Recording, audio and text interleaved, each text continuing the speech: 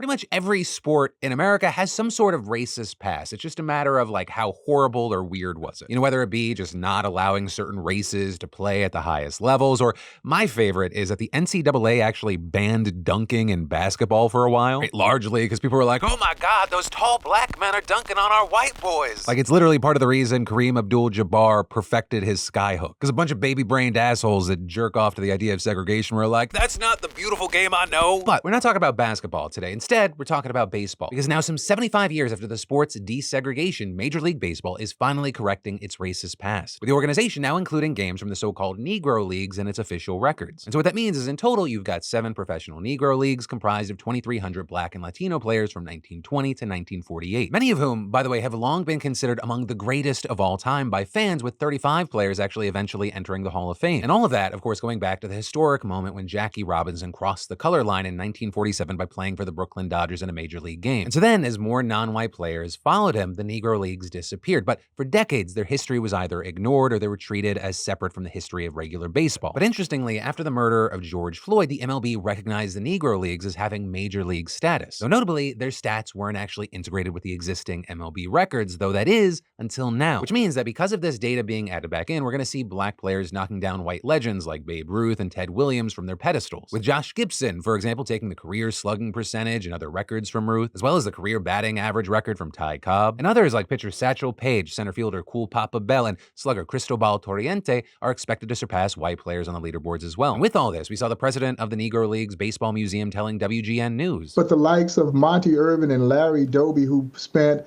a little bit more time in the Negro Leagues, their numbers will grow substantially. Jackie Robinson will get a few more hits added to his hit total.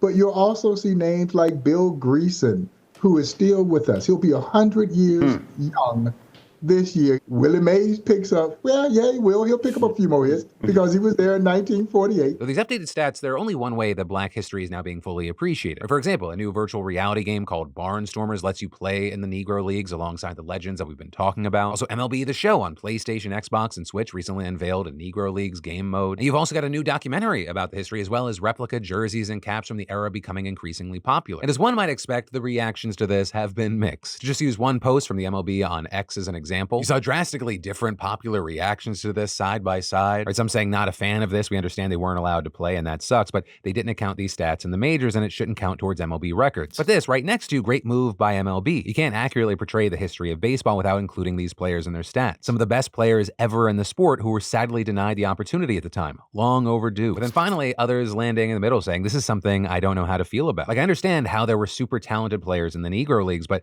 now Ty Cobb and Babe Ruth records are just erased without being broken per se. Josh Gibson was obviously a great player and well-deserved it. Just seems like we're wiping out guys who earned the records in the league. Granted, I also realize that Josh Gibson wasn't given the opportunity to play in the MLB, and that is obviously wrong. However, no one today has control of changing that. Just paradoxical is all. Right? And seemingly, a lot of the people that are torn on this are going, okay, the people that, had the records, obviously there's an argument to be had of they wouldn't have necessarily those records if other people of different races were allowed to play. But also the people that weren't allowed into the league, they weren't going against the caliber of player at the time that was allowed into the league. But personally, I'll say I don't care about the records being updated. I mean, honestly, I don't think many of those guys would have records like they had if they were going against the caliber of player that's out there now. Like, I don't know how Babe Ruth's faring against Mariano Rivera. So I guess part of that's just to say you end up in this infinite number of what-if arguments. All while the only thing we 100% know for sure is that you had numerous high caliber players that weren't allowed into the league because of the color of their skin. And we'll never really know how either side would have done if they were integrated at that time. There's no clean, clear, easy way to, accommodate for that. This is arguably the closest thing to that. But that's also my opinion. So whether you agree, you disagree, I'd love to hear from you in those comments down below.